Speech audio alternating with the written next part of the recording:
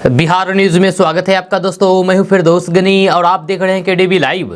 दोस्तों आज हो चुका है 27 अक्टूबर 2023। तो आज की पूरे बिहार की टॉप न्यूज लेकर आए हैं आपके लिए। दोस्तों वीडियो शुरू करने से पहले आपको बता दें कि अगर आप नए आए हैं इस चैनल पर तो फिर चैनल को सब्सक्राइब करके बेल आइकन को प्रेस कर दीजिए और साथ ही वीडियो को लाइक कर दीजिए, अपने दोस्तों के साथ शेयर भी कीजिए। तो चलिए शुरू करते हैं आज की पूरे बिहार की टॉप न्यूज। दोस्तों आज बिहार न्यूज की शुरुआत टॉप हेडलाइन के साथ करते हैं। तो बात करते हैं कि इस दिन आएगी पीएम किसान की 15वीं किस्त, खाते में भेजे जाएंगे 2000 रुपए। किसानों को मोदी सरकार का बड़ा तोहफा, उर्वरकों पर 22,000 करोड़ की सब्सिडी।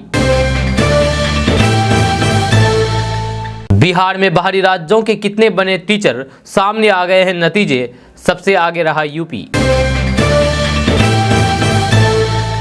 डॉक्टर बनाने में उत्तर भारत के राज्य पिछड़े, बिहार अंतिम पायदान पर, नीतीश राज में क्यों बदहाल है स्वास्थ्य सेवा। बिहार सरकार अगले 3 सालों में करेगी 2500 बसों की खरीद, बनेंगे 700 नए बस स्टॉप। बिहार से लेकर के यूपी समेत देश भर में 2023 में कब मनाई जाएगी छठ पूजा, समय और दिनों की पूरी जानकारी आगे आपको बताएंगे विस्तार से। राम मंदिर निर्माण होने से गरीबों का कल्याण नहीं होगा, बिहार के भवन निर्माण मंत्री अशोक चौधरी ने किया विरोध। बिहार के इन शहरों की हुई हवा खराब, पूर्णिया का AQI 200 पार, जाने अपने शहर का हाल। बिहार में चल रहा नौकरी घोटाला, शिक्षक भर्ती को लेकर के विवाद पर बोले सम्राट चौधरी। तो फिर मुसलमानों को 17% आरक्षण दीजिए बिहार में, बोले बीजेपी नेता अजय आलोक। बड़ा खुलासा, रांची के होटवार जेल से लालू यादव ने चली थी बड़ी राजनीतिक चाल, देश के कई नेताओं को फोन कर की थी सियासी सेटिंग। बिहार में अगर आप शादी करेंगे तो बिहार सरकार आपको देगी 2.5 लाख रुपए, आगे बताएंगे पूरी बात विस्तार से। गन्ने के किसानों को सरकार दे रही है शुगर केन कटर तगड़ी सब्सिडी, ऐसे करे आवेदन। बिहार टीचर बहाली 70,000 खाली पदों पर भर्ती की तैयारी शुरू, विभाग को भेजी गई अधियाचना। बिहार के 1.5 लाख स्टूडेंट के बोर्ड परीक्षाओं में बैठने पर खतरा, शिक्षा विभाग के एक्शन से हड़कंप।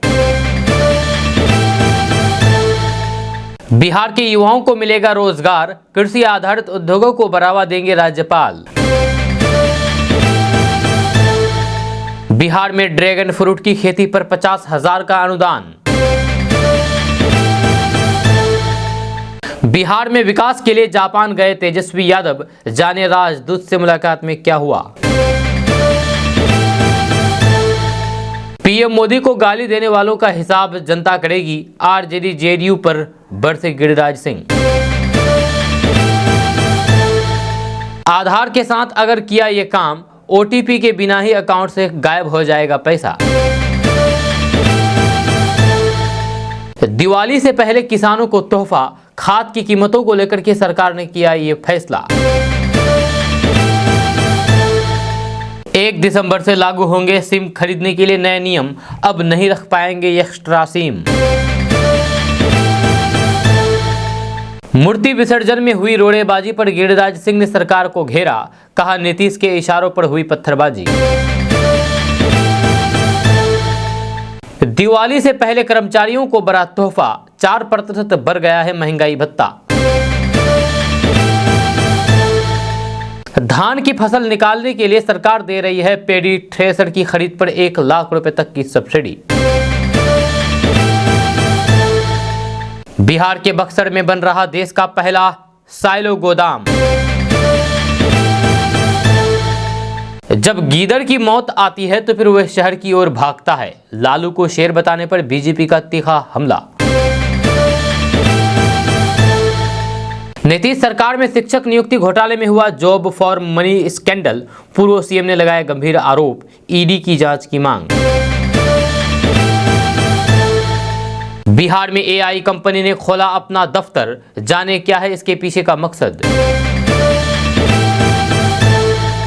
दोस्तों अब बात करेंगे विस्तार से। तो बात करते हैं कि बिहार में स्वास्थ्य सेवा को लेकर के बिहार के मुख्यमंत्री नीतीश कुमार के दावे और हकीकत में जमीन आसमान का फर्क है। जहां हाल ही में एक कार्यक्रम में मुख्यमंत्री नीतीश कुमार ने बिहार के स्वास्थ्य व्यवस्था की जम करके तारीफ कर दी थी। मुख्यमंत्री ने यहां तक कह दिया था कि अब मजबूरी में लोगों को चिकित्सा के लिए बिहार से बाहर जाने की जरूरत नहीं है। लेकिन केंद्र का हालिया डाटा उनके इस दावे को मुंह चिराने के लिए काफी है। जहां राज्यसभा में केंद्रीय स्वास्थ्य मंत्रालय ने एक जवाब में बताया है कि एमबीबीएस सीट के मामले में नेशनल मेडिकल काउंसिल के हिसाब किताब में बिहार काफी पिछड़ा हुआ है। जहां सूची में बिहार नीचे से दूसरे नंबर पर है, जब बिहार से नीचे नॉर्थ ईस्ट का मेघालय है। इस डेटा में आगे कहा गया है कि बिहार में मेडिकल की करीब 13,000 सीटें होनी चाहिए, लेकिन वर्तमान में ये 2565 ही है। वे भी तब जब बिहार सरकार कुल बजट का 7% सिर्फ स्वास्थ्य विभाग पर खर्च कर रही है।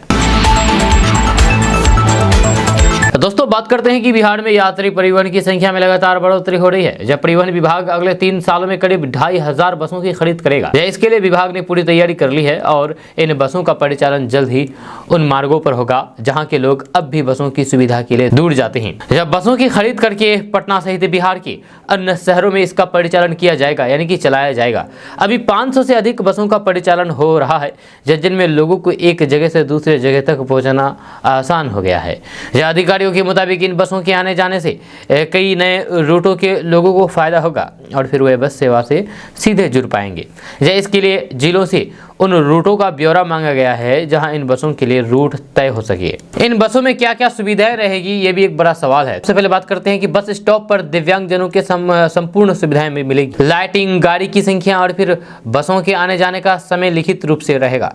CCTV camera, police control room का नंबर रहेगा। ग्रामीण सड़कों पर 200 से अधिक नए बस स्टॉप का निर्माण होगा। दोस्तों बिहार में छठ पूजा काफी प्रचलित है। छठ पूजा में 4 दिनों में पूजा की जाती है। छठ पूजा का व्रत मुख्य रूप से महिलाएं अपने बेटों की सलामती और फिर परिवार की खुशहाली के लिए करती है। छठ पूजा मुख्य रूप से भारतीय राज्य बिहार और उससे सटे नेपाल और उत्तर प्रदेश में मनाई जाती है। हर साल ये कार्तिक शुक्ल षष्ठी विक्रम संवत कैलेंडर के कार्तिक महीने के 6वें दिन मनाया जाता है। 4 दिनों तक लोग विभिन्न रीति रिवाजों और फिर परंपराओं का पालन करते हैं और मौज मस्ती में इकट्ठा होते हैं। जो आमतौर पर ये कार्तिक और फिर शुक्ल पक्ष ग्रेगोरियन अंग्रेजी कैलेंडर के अनुसार अक्टूबर या फिर नवंबर में पड़ता है, लेकिन ये चैत्र माह में भी सब मनाया जाता है, जो मार्च अप्रैल के बीच गर्मी में पड़ता है, जिसे चैती छठ के नाम से भी जाना जाता है। ये एक कठिन त्यौहार है जिसमें लगातार 36 घंटे तक पानी की एक बूंद के बिना रहना होता है। दोस्तों बात करते हैं कि बिहार के भवन निर्माण मंत्री अशोक चौधरी ने केंद्र सरकार को घेरते हुए कहा कि राम मंदिर निर्माण और फिर रामलला की प्राण प्रतिष्ठा होने से देश के गरीबों का कल्याण नहीं होगा। भाजपा देश के आम लोगों से जुड़े हुए मूल मुद्दों को दरकिनार करके सिर्फ धर्म और मंदिर की राजनीति करने की बातें कर रही है। उन्होंने कहा कि अगले साल 22 जनवरी 2024 को मंदिर की प्राण प्रतिष्ठा होगी, लेकिन क्या राम मंदिर निर्माण से देश के उन गरीब के बच्चों का भला हो जाएगा जो सूअर के साथ में सो रहा है। अशोक चौधरी ने कहा है कि देश के गरीबों को भगवान से क्या मतलब, जिन्हें सनातन धर्म से अछूत मान करके रखा है। साथ ही अशोक चौधरी ने कहा है कि विपक्षी दलों के इंडिया गठबंधन बनने से भाजपा और मोदी सरकार अब देश के नाम बदलने की बातें कह रही है। ऐसे में अगर देश का नाम इंडिया की जगह पर भारत बोलना है तो फिर देश के प्रधानमंत्री को हिम्मत दिखाना चाहिए और संसद में विशेष सत्र बुला करके एक बिल लाना चाहिए जिसमें तय किया जाए कि देश का नाम अब इंडिया की जगह भारत बोला जाएगा। लेकिन ये एक बैकडोर से इस प्रकार का काम कर रहे हैं। एनसीईआरटी को क्या अधिकार है कि वे देश का नाम इंडिया की जगह भारत करे। हमारे देश का नाम अंग्रेजी में इंडिया और फिर हिंदी में भारत बोलते हैं और ये है रहेंगे। दोस्तों बात करते हैं कि बिहार में ठंड और धुंध की आहट के साथ ही कई जिलों की आबो हवा भी खराब होने लगी है। सबसे बुरा हाल पूर्णिया, राजधानी पटना, मुजफ्फरपुर और कटिहार का है, जहां वायु गुणवत्ता सूचकांक यानी कि एयर क्वालिटी इंडेक्स AQI खराब स्थिति में पहुंच गया है। जब पटना के समनपुरा में गुरुवार सुबह AQI 188 दर्ज किया गया जो कि खराब स्थिति में है। जब पूर्णिया में भी वायु गुणवत्ता सूचकांक बुधवार सुबह 220 के ऊपर रहा। जब दिन बढ़ने के साथ साथ AQI में भी गिरावट दर्ज की गई। जब वही अन्य जिलों बेगूसराय, मोतिहारी, अररिया, किशनगंज समेत अन्य जिलों में भी AQI बुधवार सुबह 100 से 107 के बीच दर्ज किया गया। इसे भी अच्छी स्थिति में नहीं माना गया है। यह राज्य के यानी कि बिहार के कई जिलों में सुबह धुंध का असर दिखने लगा है। दोस्तों बात करते हैं कि देश के 5 राज्यों में विधानसभा चुनाव से पहले केंद्र सरकार ने आम लोगों पर तोहफे की बारिश कर दी है। जहां बुधवार को यूरिया सब्सिडी का ऐलान किया है, वहीं कुछ दिन पहले सरकार कर्मचारियों को दीपावली बोनस देने का ऐलान किया था। जहां करीब 2 महीने पहले सरकार ने गैस सिलेंडर की कीमत में 200 रुपये की कटौती की थी, जिसमें उज्ज्वला योजना के लाभार्थी भी शामिल थे। 3 हफ्ते पहले उज्ज्वला योजना के करीब 10 करोड़ लाभार्थियों को 100 रुपये की राहत दी गई थी।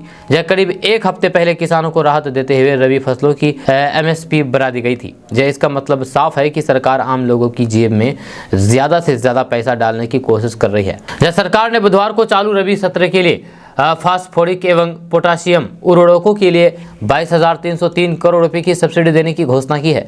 इसके साथ ही सरकार ने कहा है कि किसानों को मुद्रा पोषक तत्व यानी कि DAP 1350 रुपये प्रति बैग की दर से मिलता रहेगा।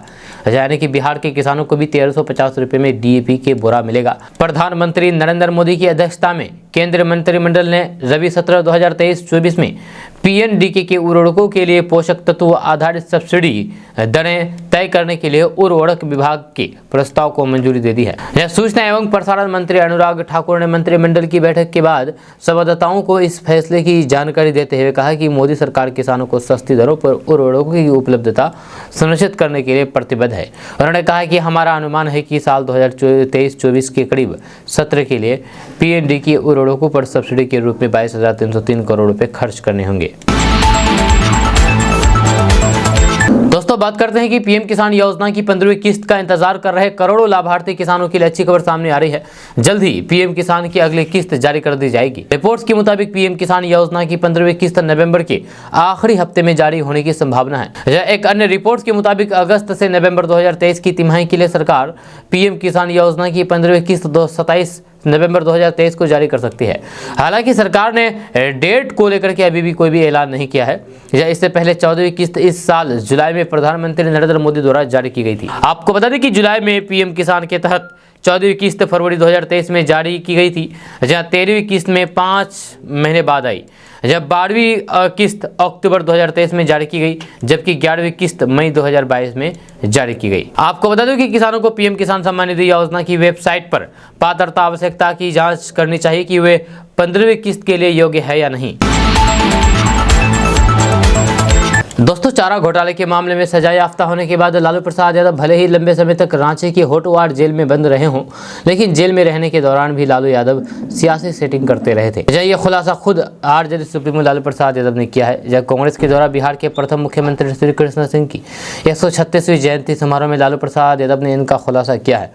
उन्होंने कहा है कि बिहार प्रदेश कांग्रेस के अध्यक्ष डॉक्टर अखिलेश ने उन्होंने ही जेल के भीतर से सेटिंग करके सांसद बनाया था। जब लालू ने कहा कि अखिलेश सिंह किसी अन्य नेता की पैरवी को लेकर के उनके पास रांची के होटवार जेल आए थे, तब लालू ने अखिलेश को कहा था कि कोई दूसरा व्यक्ति सांसद बने, उससे बढ़िया है तुम ही सांसद बन जाओ।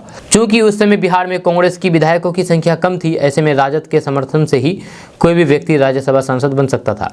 लालू यादव ने कहा कि अखिलेश को राज्यसभा सांसद बनवाने के लिए उन्होंने ही जेल से ही कांग्रेस सुप्रीम सोनिया गांधी को फोन किया था।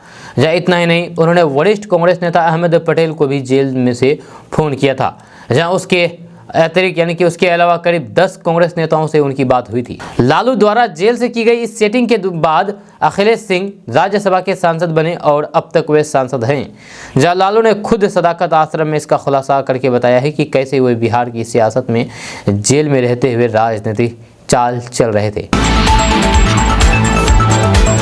दोस्तों बात करते हैं कि बिहार में शिक्षक भर्ती को लेकर के बीजेपी ने सरकार पर हमला बोला है।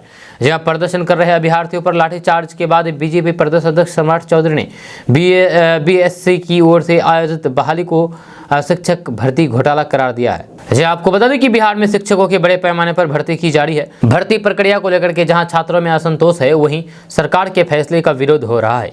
बीजेपी ने भर्ती प्रक्रिया को लेकर के सरकार को कटघरे में खड़ा कर दिया है। जब बिहार सरकार ने बड़े पैमाने पर शिक्षकों की भर्ती प्रक्रिया शुरू कर दी है। 1,20,000 से अधिक शिक्षकों की भर्ती की जा रही है। इन सब के बीच शिक्षक भर्ती प्रक्रिया में अनियमितता के मामले को लेकर छात्र आंदोलन कर रहे हैं। कई गड़बड़ियों को लेकर भी छात्रों का असंतोष है। आपको बता दूं कि शिक्षक अभ्यर्थियों का आंदोलन जारी है। जहां बीपीएससी के समक्ष सैकड़ों की संख्या में छात्र अभ्यर्थियों ने प्रदर्शन किया है। इस पर पुलिस ने बल प्रयोग भी किया। जहां अब भारतीय जनता पार्टी ने भी सरकार को कटघरे में खड़ा कर दिया है। जहां पार्टी की ओर से कहा गया है कि बिहार में भर्ती घोटाला चल रहा है। सरकार ने जो प्रक्रिया अपनाई है वह गलत है। बीजेपी प्रदेश अध्यक्ष सम्राट चौधरी ने कहा है कि बिहार में भर्ती घोटाला चल रहा है। वहीं पर बीजेपी प्रदेश अध्यक्ष सम्राट चौधरी ने कहा कि नीतीश कुमार की सरकार लगातार छात्रों पर लाठीचार्ज कर रही है। आज जो घटना घटी उससे यह स्पष्ट दिखता है कि नीतीश कुमार नाम के नौकरी देने की बात करते हैं। या शिक्षक जो पहले कार्यरत थे उन्हीं को शिक्षक बनाया जा रहा है, तो फिर नया क्या किया जा रहा है। हम लोगों की मांग स्पष्ट है कि जो शिक्षक एसटीईटी या फिर टीईटी के माध्यम से आए हैं उनकी सीधी भर्ती की जाए। क्यों बीपीएससी दोहराने का काम नीतीश कुमार कर रहे हैं। ये घोटाला हो रहा है। सरकार में जो बैठे हैं वे घोटाला करने के आदी हो चुकी हैं। दोस्तों बात करते हैं कि बिहार में खेती करने वाले किसानों के लिए अच्छी खबर सामने आ रही है। ताज़ा रिपोर्ट्स के मुताबिक सरकार बिहार के किसानों के लिए सामुदायिक नलकूप योजना चला रही है। इस योजना के तहत किसानों को सब्सिडी का लाभ दिया जाता है। जब खबर के अनुसार बिहार सरकार सामुदायिक नलकूप योजना के तहत किसानों को 80% तक की सब्सिडी देती है। वहीं बहुत सारे किसान मिलकर के बाकी बचे 20% पैसा इकट्ठा करके इस योजना का लाभ उठा सकते हैं। इससे खेतों की सिंचाई करने में आसानी होगी। आपको बता दें कि सामान्य तौर पर खेतों में सिंचाई के लिए जिस बोरिंग की आवश्यकता होती है उसके लिए सरकार के द्वारा 80% तक पैसा दिया जाएगा, जबकि बचे हुए पैसा किसान मिल करके जमा कर सकते हैं, जब पर इस योजना के तहत नलकूप करा सकते हैं। उदाहरण के तौर पर अगर आप 1 लाख में नलकूप लगा रहे हैं तो फिर किसानों को सरकार की तरफ से 80,000 की सब्सिडी मिलेगी। बाकी 20,000 का बंदोबस्त किसानों को खुद मिलकर के करना होगा। इससे खेतों की सिंचाई करना आसान हो जाएगा। अगर आप भी इस योजना का लाभ लेना चाहते हैं तो आपको एक वेबसाइट है, उस वेबसाइट पर जाकर के अप्लाई करना होगा और ये वेबसाइट है www.horticulture.bihar.gov.in। इस वेबसाइट पर जाकर के आप इस योजना के लिए आवेदन कर सकते हैं।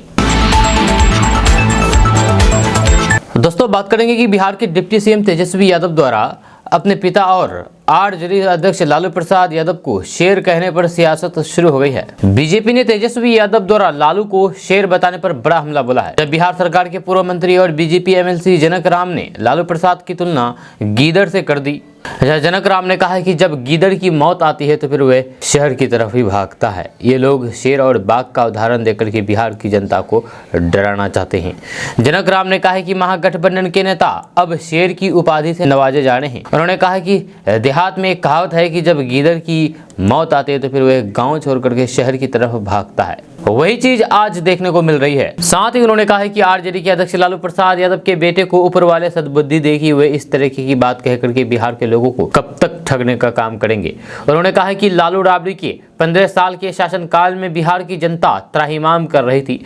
आज भी उनके शासनकाल को याद करने के बाद बिहार के सभी समाज के लोगों की रूह कांप जाती है। उसी आतंक से मुक्ति दिलाने के लिए बिहार की जनता ने एनडीए की सरकार बनाई थी। अब तेजस्वी जैसे लोग उदाहरण दे रहे हैं कि मैं शेर का बच्चा हूं, तो फिर क्या ये लोग बिहार की जनता को मेमना समझ रहे हैं? शेर और बकरी का उदाहरण देकर के बिहार की जनता को डराने की कोशिश कर रहे हैं, लेकिन बिहार की जनता समय आने पर सभी चीजों का माकूल जवाब देगी।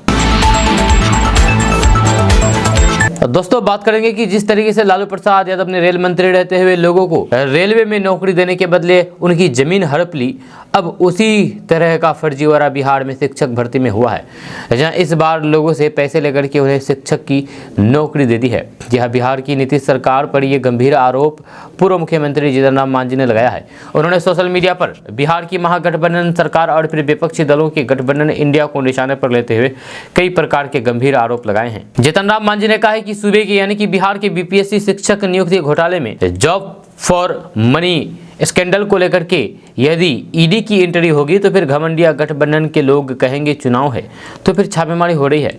या नियुक्ति घोटाले हो या फिर ट्रांसफर पोस्टिंग घोटाला, ईडी की एंट्री होनी चाहिए। मोदी सरकार में कोई भी भ्रष्टाचारी नहीं बचने वाला है। दरअसल पूर्व सीएम मांझी की ओर से पिछले कुछ दिनों से ये आरोप लगाया जा रहा है कि शिक्षक भर्ती में फर्जीवाड़ा हुआ है। या उसी क्रम में अब उन्होंने ये भी कहा है कि जॉब फॉर मनी स्कैंडल में अब अगर ईडी यानी कि प्रवर्तन निदेशालय की कार्रवाई होती है तो फिर कहा जाएगा कि ये चुनाव के कारण हो रहा है। साथ ही अपने कथित आरोपों में मांझी ने विपक्षी इंडिया को स्पष्ट चेतावनी दी है कि देश में मोदी सरकार के रहते कोई भी भ्रष्टाचार नहीं कर सकता। दोस्तों बात करते हैं कि बिहार में सब्जी की खेती करना चाहते हैं तो फिर आपके लिए अच्छी खबर सामने आई है। ताज़ा रिपोर्ट्स के मुताबिक सब्जी विकास योजना के तहत सब्जी की खेती के लिए सरकार के द्वारा 7.5 लाख रुपए की सब्सिडी उपलब्ध कराई जाएगी। इसको लेकर के अधिसूचना जारी कर दिया गया है। खबर के अनुसार सब्जी विकास योजना के तहत उच्च मूल्य की सब्जी के बिचरे पर सरकार के द्वारा 75% अनुदान दिया जाएगा। जी हाँ, इसके लिए सरकार ने इकाई लागत 10 लाख रुपए निर्धारित किया है, यानी कि किसानों को 7.5 लाख रुपए का अनुदान प्राप्त होगा। आपको बता दें कि सब्जी विकास योजना का लाभ पटना, मगध और फिर तिरहुत प्रमंडल के सभी जिलों के लोगों को दिया जाएगा। अगर आप इस योजना का लाभ लेना चाहते हैं तो फिर आप उद्यान निदेशालय की आधिकारिक वेबसाइट पर विजिट कर सकते हैं। इस योजना के तहत अनुदान का लाभ लेकर के आप ब्रोकली, केमिकल, खीरा, बैगन आदि की खेती कर सकते हैं। अधिक जानकारी के लिए और ऑनलाइन आवेदन करने के लिए आप इस वेबसाइट पर जा सकते हैं। वेबसाइट है www.horticulture.bihar.gov.in। इस वेबसाइट पर विजिट करें और फिर दिए गए निर्देशों का पालन करते हुए आवेदन की प्रक्रिया को पूरा करें। दोस्तों बात करेंगे कि आज के समय में फोटो क्लिक करने से लेकर के सोशल मीडिया का इस्तेमाल करने तक और फिर ऑनलाइन बैंकिंग से लेकर के OTT देखने तक में स्मार्टफोन का इस्तेमाल किया जाता है। ऐसे में फोन और फिर उसकी डेटा को सुरक्षित रखना बेहद जरूरी हो जाता है। एक बड़ा खतरा हैकिंग और फिर डाटा लीक को लेकर भी रहता है, जहां हैकर्स द्वारा एंड्रॉयड फोन यूजर्स को आसानी से शिकार बनाया जा सकता है। यदि आपको अपने फोन में ये 5 संकेत नजर आ रहे हैं तो फिर आपके डिवाइस के हैक होने की संभावना काफी ज्यादा है। यहाँ हम हैकिंग से बचने का तरीका भी बता रहे हैं। तो बात करते हैं कि फोन का अचानक से स्लो हो जाना यह सबसे जरूरी और गौर करने वाला संकेत है। यदि आपका स्मार्टफोन भी अचानक से जरूरत से ज्यादा स्लो काम कर रहा है या फिर बहुत हैंग कर रहा है तो फिर सावधान हो जाइए। दरअसल हैकिंग के दौरान डिवाइस में कई सारे प्रोग्राम बैकग्राउंड में काम कर रहे होते हैं जो डिवाइस को स्लो कर देते हैं। या इसके अलावा इंटरनेट स्पीड सही होने के बाद भी आपको फ़ोन में इंटरनेट इस्तेमाल में दिक्कत का सामना करना पड़ रहा हो या फिर डेटा ज़रूरत से ज़्यादा कंज्यूम हो रहा है तो फिर आपको अलर्ट होना चाहिए। वहीं पर फ़ोन का अपने आप बंद होना और फिर रीस्टार्ट होना फ़ोन हैंग होने का ये भी एक संकेत है कि अगर आपका स्मार्टफोन लगातार अपने आप बंद हो जाता है या फिर रीस्टार्ट हो रहा है तो फिर आपको समझ जाना चाहिए कि आपका सिस्टम हैकर के कब्जे में है। इसके अलावा आपके फ़ोन की सेटिंग और फिर ऐप में अपने आप बदलाव हो रहा है तो भी आप हैकर्स के कब्जे में हैं। यदि आपके फ़ोन की बैटरी अचानक से जल्दी ख़त्म हो रही है तो फिर ये भी फ़ोन हैक होने का संकेत हो सकता है। दरअसल फ़ोन हैक होने के बाद हैकर्स कई सारे मेलवेयर ऐप और फिर डाटा को प्रोसेस करते हैं जो काफ़ी बैटरी कंज्यूम करता है। वहीं पर बैंकिंग ट्रांजैक्शन हैकिंग का सबसे बड़ा संकेत है। यदि बिना किसी कारण से आपके बैंक में अनधिकृत ट्रांजैक्शन हो रहा है तो फिर समझ जाइए कि हैकर्स आपके फ़ोन और फिर बैंकिंग ऐप में सेंध लगा चुके हैं। कई बार ऑनलाइन शॉपिंग और फिर उन प्रोडक्ट्स की खरीदारी और फिर ट्रांजैक्शन के मैसेज आपको मिलने लगते हैं जिन्हें आपने किया ही नहीं होता है। इसका मतलब है कि आपकी बैंकिंग डिटेल किसी के हाथ लग गई है।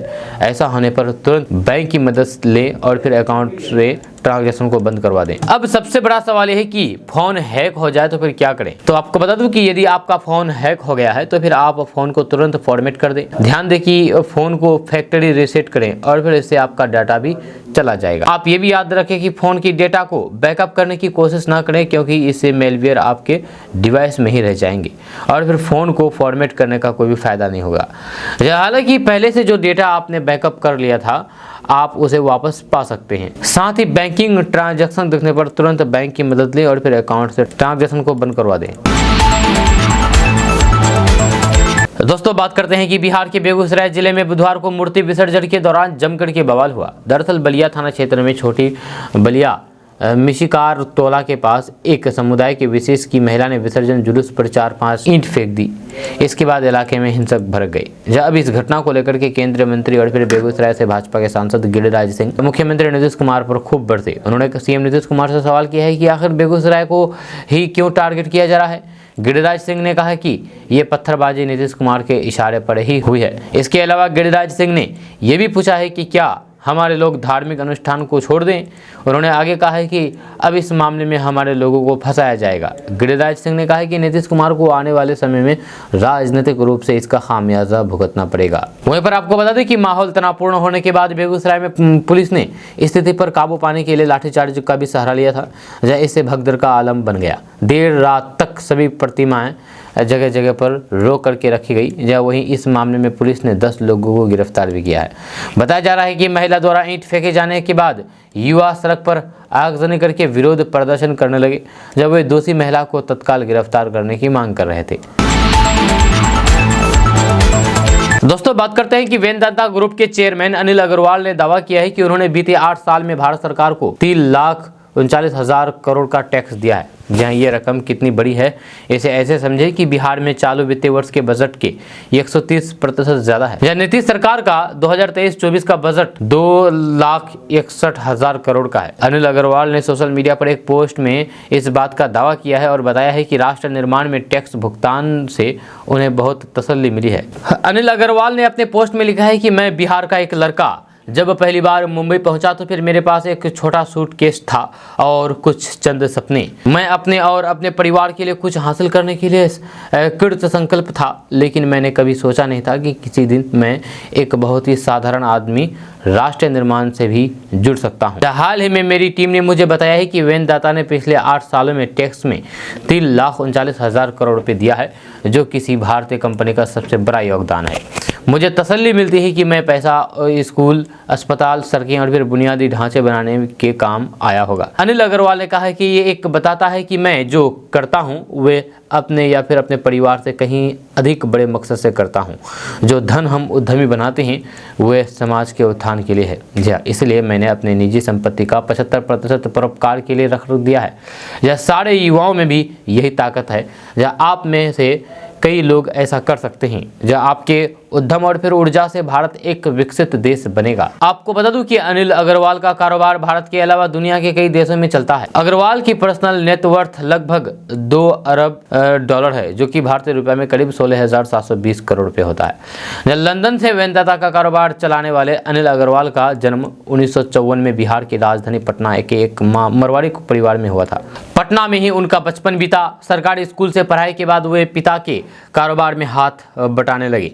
आगे नई संभावनाओं को तलाशने मुंबई चले गए। 1970 के दशक में उन्होंने स्क्रैप मेटल का काम शुरू किया। 1976 में उन्होंने शमशेर स्टारलिंग कॉरपोरेशन को खरीद लिया। 10 साल बाद अग्रवाल ने स्टारलाइट इंडस्ट्री खड़ी कर दी और आज अनिल अग्रवाल बिहार के सबसे बड़े उद्योगपतियों में से एक हैं। दोस्तों बात करेंगे कि बीपीएससी शिक्षक बहाली परीक्षा के जरिए बिहार को 1,20,000 टीचर मिलेंगे, जिनमें से 12% यानी कि लगभग 14,000 अभ्यर्थी दूसरे राज्यों के हैं। ये सभी अभ्यर्थी प्राथमिक शिक्षक के तौर पर अनारक्षित वर्ग में चयनित हुए हैं। इनमें सबसे अधिक उत्तर प्रदेश के हैं। वहीं झारखंड, हरियाणा आदि राज्यों के अभ्यर्थी भी नियुक्त हुए हैं। शिक्षा विभाग की जानकारी के मुताबिक 9वीं से 12वीं तक के शिक्षक बनने के लिए STET पास होना जरूरी था, जिसका आयोजन सिर्फ बिहार में ही होता है। इस कारण 9वीं से 12वीं में दूसरे राज्यों के शिक्षक चयनित नहीं हुए हैं। दोस्तों बात करेंगे कि बिहार सरकार बिहार के आम लोगों के लिए एक बेहद ही फायदेमंद की स्कीम चलाती है, जिसके बारे में शायद कम ही लोग जानते हैं। दरअसल ये योजना इंटरकास्ट मैरिज से संबंधित है, जिसके तहत अगर किसी ने अंतरजातीय विवाह किया है तो फिर उसे इसका लाभ मिल सकता है। आपको बता दूं कि अगर आप शादी करेंगे और फिर सरकार आपको इसके लिए 2.5 लाख रुपए दे तो इस क्या कहेंगे आप? इसे सरल भाषा में, आसान भाषा में 5 उंगली घी में ही कहा जाएगा। जब बिहार सरकार कुछ ऐसा ही कर रही है, जब पर इसके लिए कौन योग्य है, कौन कैसे इसका लाभ उठा सकता है, इसके बारे में अभी हम आपको बताएंगे। अगर आप बिहार में रह करके मालामाल होना चाहते हैं तो फिर सरकार के इस योजना का लाभ उठाएं। आपको बता दें कि दरअसल बिहार सरकार द्वारा इंटरकास्ट मैरिज को बढ़ावा दिया जा रहा है। ऐसे में अगर कोई भी लड़का लड़की ऐसा करते हैं तो फिर उसे बिहार अंतरजातीय विवाह प्रोत्साहन योजना का लाभ मिलेगा।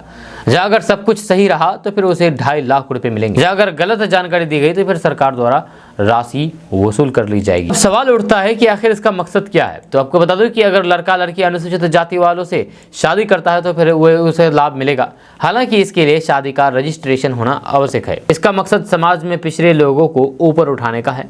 लोगों की पुरानी सोच को बदलने के लिए सरकार द्वारा इस योजना को चलाई जा रही है। अब आपके मन में सवाल उठ रहा होगा कि आखिर इसका आवेदन कैसे किया जाता है। तो इसके लिए सबसे पहले आपको बिहार अंतरजातीय विवाह प्रोत्साहन योजना के आधिकारिक वेबसाइट पर जाकर के आवेदन फॉर्म डाउनलोड करना होगा। इसके बाद इसमें मांगी गई सभी जानकारी सावधानी पूर्वक भर करके डॉक्यूमेंट्स अटैच करना होगा। ये सभी काम करने के बाद आपको इस फॉर्म को सामाजिक कल्याण विभाग कार्यालय में ले जाकर के जमा कर देना होगा। दोस्तों बात करते हैं कि बिहार जेडीयू प्रदेश अध्यक्ष उमेश कुशवाहा की सुरक्षा बढ़ा दी गई है। नीतीश सरकार ने जेडीयू के प्रदेश अध्यक्ष की सुरक्षा बढ़ा दी है। अब उन्हें स्कॉट के साथ वाई श्रेणी की सुरक्षा देने का फैसला किया गया है। इस संबंध में गृह विभाग ने पुलिस मुख्यालय को पत्र लिखा है। यह गृह विभाग के पत्र में कहा गया है कि 17 अक्टूबर को राज्य सुरक्षा समिति की बैठक हुई। इस मीटिंग में जेडीयू के प्रदेश अध्यक्ष उमेश सिंह कुशवाहा को स्कॉट के साथ वाई श्रेणी की सुरक्षा देने का फैसला किया गया है। लिहाजा उमेश कुशवाहा को वाई श्रेणी की सुरक्षा मुहैया कराई जाए। आपको बता दूं कि वाई श्रेणी की सुरक्षा में 1 या फिर 2 कमांडो और पुलिसकर्मियों सहित 8 जवानों का सुरक्षा कवच प्रदान किया जाता है। जब भारत में वाई श्रेणी की सुरक्षा पाने वाले लोगों की संख्या काफी अधिक है। दोस्तों बात करते हैं कि बिहार में टीचर बनने का सपना देख रहे युवाओं के लिए ये काफी अच्छी खबर है। जब बिहार सरकार जल्द ही टीचर बहाली को लेकर खाली पड़े 70,000 पदों पर बहाली निकालने वाली है। इसको लेकर के शिक्षा विभाग ने सामान्य प्रशासन विभाग को अधियाचना भेज दी है। इसके बाद सामान्य प्रशासन विभाग के माध्यम से ये अधियाचना बिहार लोक सेवा आयोग यानी कि बीपीएससी को भेजी जाएगी। इसके बाद इसको लेकर के बहाली प्रक्रिया शुरू की जाएगी। दरअसल बिहार में मध्य माध्यमिक और फिर उच्च माध्यमिक विद्यालयों के शिक्षकों की नियुक्ति इस चरण में होनी है। इसमें माध्यमिक उच्च माध्यमिक शिक्षकों के 37,710 पद है। या वहीं मध्य विद्यालय के शिक्षकों की 31,982 पद है। ऐसे में अब राज्य सरकार 17,000 पदों पर शिक्षकों की नियुक्ति करने वाला है। जी हाँ, इतना ही नहीं, शिक्षा विभाग के तरफ से ये भी गुना भाग करके लिया गया है कि इन टीचरों की बहाली के बाद राज्य सरकार पर वित्तीय बोझ कितना आएगा। जहाँ शिक्षा विभाग का मानना है कि 70,000 पदों पर बहाली पूरी होने के बाद उनके वेतन आदि की मद पर सालाना 55,012 करोड़ रुपए का अतिरिक्त खर्च आएगा। दोस्तों बात करते हैं कि बिहार में शिक्षा विभाग के एक्शन से स्कूली स्टूडेंट में हरकत मचा हुआ है। जहां के पाठक के निर्देश के बाद बिहार में करीब 20 लाख स्कूली स्टूडेंट का नाम काटा जा चुका है। इसके बाद लगभग 1.5 लाख छात्र छात्राएं इस बार बोर्ड परीक्षा में बैठने पर भी खतरा मंडरा गया है। जब विभाग का कहना है कि सरकारी सुविधाओं और फिर संसाधनों का लाभ योग्य एवं जरूरतमंद विद्यार्थियों को मिले, इसके चलते ये कार्रवाई की गई है। हालांकि अब शिक्षक इसके खिलाफ उतर आए हैं, जिन्होंने विभाग के इस एक्शन को शिक्षा के अधिकार के विरुद्ध बताया है। जानकारी के मुताबिक बीते 4 महीनों के भीतर राज्य के यानी कि बिहार के 20,87,000 से ज्यादा स्टूडेंट का नाम स्कूल से काटा जा चुका है। ये बच्चे कक्षा 1 से 12 तक के हैं। बताया जाता है कि इनमें से करीब 1.5 लाख स्टूडेंट मैट्रिक और इंटर के हैं। स्कूल से नामांकन रद्द होने के बाद अब इस सत्र में उनके बोर्ड परीक्षा में बैठने पर खतरा मंडरा गया है। अगर उनका नामांकन बहाल नहीं हुआ तो फिर इंटर और मैट्रिक परीक्षा के लिए रजिस्ट्रेशन नहीं कर पाएंगे। आपको बता दूं कि के पाठक के निर्देश पर शिक्षा विभाग के निदेशक की ओर से जुलाई महीने में ही सभी जिलों को इस संबंध में आदेश जारी कर दिए थे। विभाग के कहने पर स्कूलों में 30 दिन तक अनुपस्थित रहने वाले बच्चों का नाम काटा गया। बाद में ये अवधि घटा करके 15 दिन की गई। इसके बाद विभाग की ओर से नया आदेश जारी करके 3 दिन तक लगातार बिना सूचना के स्कूल से अनुपस्थित रहने वाले बच्चों का नाम काटने के लिए कहा गया। इसकी स्कूल से लेकर के ब्लॉक, जिला एवं राज्य शिक्षा पदाधिकारी मॉनिटरिंग कर रहे हैं। दोस्तों बात करते हैं कि बिहार के राज्यपाल राजेंद्र विश्वनाथ अर्लेकर ने बिहार इंडस्ट्रीज एसोसिएशन की 79वें वार्षिक समारोह को संबोधित करते हुए कहा कि बिहार में कृषि आधारित उद्योग को बढ़ावा दिया जाना चाहिए। बिहार की 13 करोड़ जनसंख्या हमारे लिए बोझ नहीं बल्कि हमारी शक्ति है। इसे सही दिशा देने की जरूरत है। गाँव में उद्योग लगाने से वहाँ के युवा को वही रोजगार मिल सकेंगे। जब बुधवार को उन्होंने ये बात बिहार इंडस्ट्रियल एसोसिएशन के सभागार में आयोजित समारोह में कही है। राज्यपाल ने औद्योगिक विकास के लिए शहरीकरण को बढ़ावा देने की आवश्यकता से असहमति जताते हुए कहा कि इससे लोग शहरों पर ही ध्यान केंद्रित करने लगते हैं और गांव विकास से वंचित रह जाते हैं। यह शहरों की सुविधा गाँव में आनी चाहिए और वहाँ कृषि आधारित उद्योग लगाए जानी चाहिए। उन्होंने कहा कि बिहार का जर्दालू, आम, मखाना, लीची आदि का निर्यात होने से कई प्रकार के उद्योग यहाँ आ सकते हैं। इसके लिए हमें इनकी बेहतर मार्केटिंग ब्रांडिंग करने के बारे में सोचना होगा। इस राज्य में पर्यटक की काफी संभावना है। उन्होंने कहा है कि बिहार के लोगों को गरीब और फिर पिछड़ा होने जैसे हीन भावना से मुक्ति होकर के विकास के लिए एक सकारात्मक सोच के साथ नई पहल करनी चाहिए। यह कार्यक्रम में राज्यपाल ने औद्योगिक विकास में उल्लेखनीय योगदान देने वाले उद्यमियों को सम्मानित भी किया है।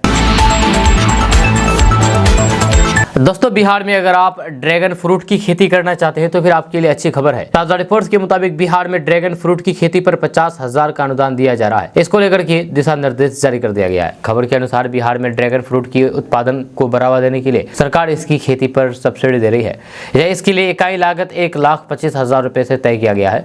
इस इकाई लागत पर किसानों को 40% का अनुदान दिया जाएगा। आपको बता दूं कि एकीकृत बागवानी विकास योजना के तहत किसानों को 40% यानी कि 50,000 रुपए का अनुदान मिलेगा। जहां राज्य के यानी कि बिहार के किसान उद्यान निदेशालय कृषि विभाग की आधिकारिक वेबसाइट पोर्टल पर जाकर के इस योजना की पूरी जानकारी प्राप्त कर सकते हैं। अगर आप ड्रैगन फ्रूट की खेती पर सब्सिडी का लाभ लेना चाहते हैं तो फिर आप आधिकारिक वेबसाइट पोर्टल www.horticulture.bihar.gov.in पर जाकर के ऑनलाइन के द्वारा आवेदन कर सकते हैं। आवेदन की प्रक्रिया शुरू हो चुकी है।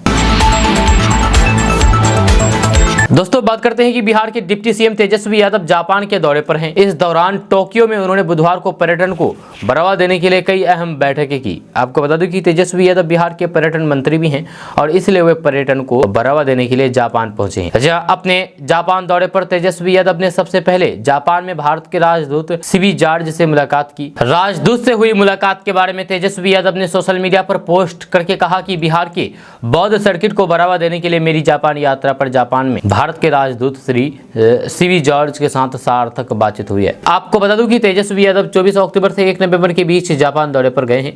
इस दौरान वे बिहार में पर्यटन विकास को लेकर के कई कार्यक्रम का हिस्सा लेने वाले हैं। बुधवार को भी वे टोक्यो में टूर और ट्रेवल ऑपरेटरों के साथ बिहार पर्यटन रोड शो में शामिल हुए। टूर और ट्रेवल ऑपरेटरों का ये रोड शो बिहार में बौद्ध और अन्य धार्मिक सर्किट, विरासत सर्किट, इको सर्किट और बड़ी संख्या में ऐतिहासिक स्मारकों, खंडहरों, मंदिरों और फिर जंगलों के रूप में बिहार के पर्यटन आकर्षणों की विस्तृत श्रृंखला को बढ़ावा देने के लिए किया जा रहा है।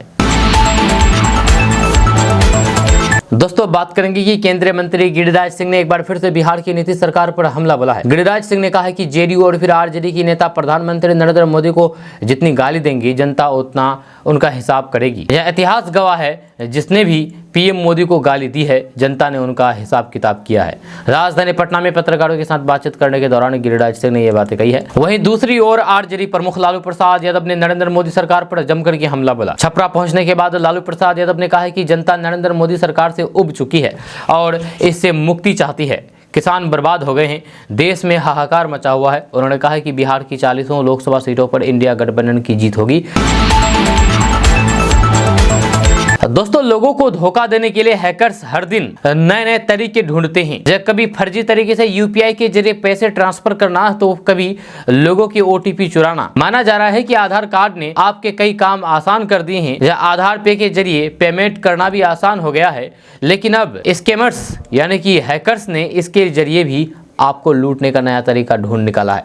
अब बिना ओटीपी के लोगों के खाते से पैसे गायब हो रहे हैं। इससे बचने का भी एक तरीका है। अगर आप भी चाहते हैं कि बिना किसी ओटीपी के आपके बैंक खाते से पैसे गायब ना हो तो फिर आपको अपना आधार बायोमेट्रिक्स लॉक करना होगा। अगर आप ऐसा नहीं करते तो फिर आपके खाते से बिना ओटीपी या फिर ऑथेंटिकेशन की पूरी रकम निकाली जा सकती है। अब सवाल यह है कि आधार बायोमेट्रिक लॉक करने का तरीका क्या है। तो आपको बता दूं कि आधार आपको अपने बायोमेट्रिक्स को लॉक करने की सुविधा देती है। इस फीचर का इस्तेमाल करके आप धोखाधड़ी से बच सकते हैं।